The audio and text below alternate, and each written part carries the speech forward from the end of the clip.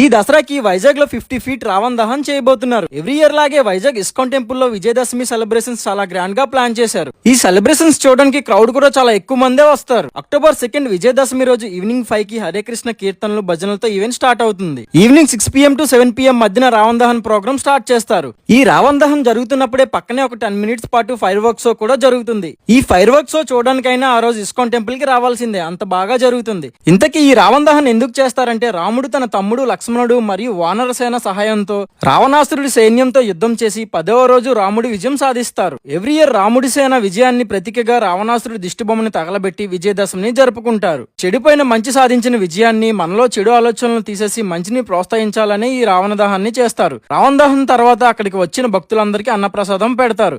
ISKCON temple లో రావణ దహన్ మాత్రం highlight గా ఉంటుంది. ఎవరు మిస్ అవ్వకుండా ఈ reel me friends and family members కి షేర్ చేసి అక్టోబర్ 2 సాగర్ నగర్ దగ్గర ఉన్న ఇస్కాన్ టెంపుల్ కి అందరూ వచ్చేయండి.